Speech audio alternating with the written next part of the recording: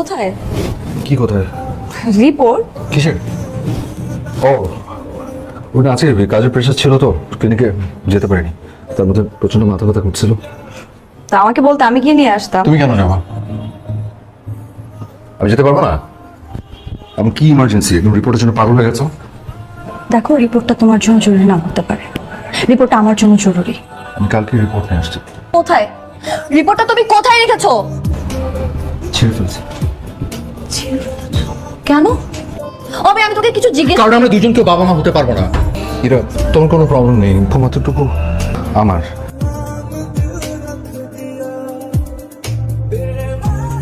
কয়েকটা দিন মার বাড়িতে থেকে আসতে যাচ্ছে।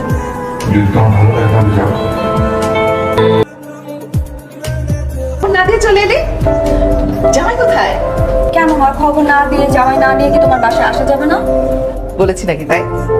কিন্তু আমি অমিকে বলে এসেছি যে ওকে আমার ভালো লাগে না, আমি ওর সাথে সংসার করতে চাই না। মা, তুমি আমার জন্য অন্য ছিল দেখো, আরেকটা বিয়ে করতে চাই।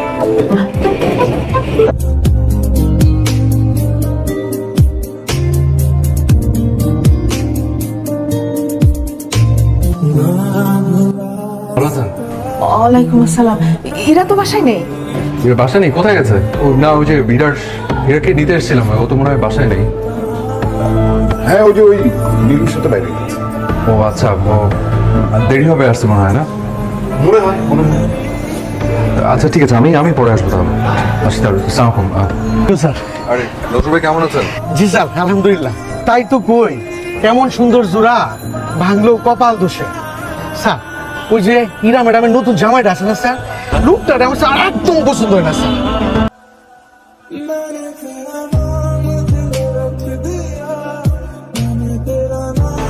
হীরা কোথায়? আরে তোমাকে তো বললাম সে বাসায় নেই। হীরা কোথায়? হীরা বাসায় নেই। হীরা বাসায় আছে আমার ধারণা। আরে আমি বলছিও বাসায় নেই। আমি বিশ্বাস করি না আপনাদের কথা, আপনারা মিথ্যা কথা বলেন। এই তুমি আমার সাথে এইভাবে কথা বলছো? তাহলে নিচে গার্ড আমাকে এই কথা বলো কেন? ইরার বিয়ে হয়ে গেছে? ইরার বিয়ে হয়ে গেছে, বিয়ে হবে কোনটা? আপনারা কি নাটক করছেন আমাকে একটু ক্লিয়ারলি এখানে বলবেন। নাটকের কিছু নেই। আমি ইরার সাথে কথা বলবো, আপনার কাইন্ডলি একটু ইরাকে ডাক দেন। ইরা নেই। আমি বল ইরা! এই দরজা দাঁড়িয়ে চেঁচামেচি করছো কেন? একটা মেয়ে যদি তার স্বামী সংসার ছেড়ে সন্তানকে বেছে নেয়, তাহলে বাবা হিসেবে তো আমার তাকে বিয়ে দেওয়াটা একটা কর্তব্য।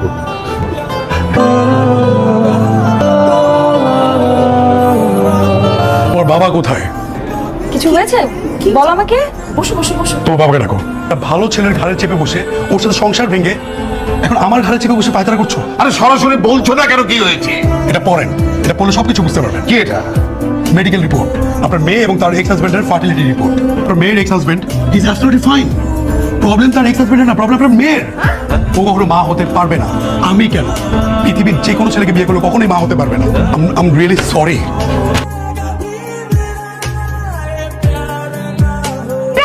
কেমন আছো? এই তো। একটা প্রশ্নের উত্তর জানতে এসেছি, তুমি সত্যিটা কেন বলে না? তুমি অনেক কষ্ট পেতে, তাই। এখন কষ্ট কম হচ্ছে?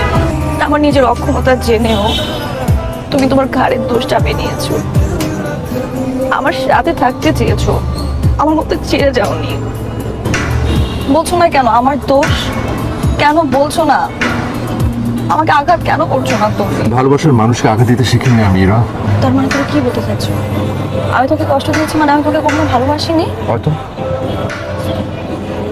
কিন্তু ভালোবাসার থেকে তুমি তোমার চাওয়াকে গুরুত্ব দিয়েছো। আমি এখন কি করব? দুটো পথ আলাদা হয়ে গেলে আর কোনোদিন মেলে কিনা আমি জানি না।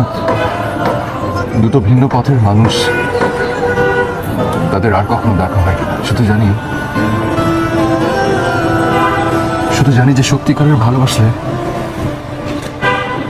মানুষ শেষ পর্যন্ত চেষ্টা করে যায়, যেটা তুমি করনি। আমি জানি না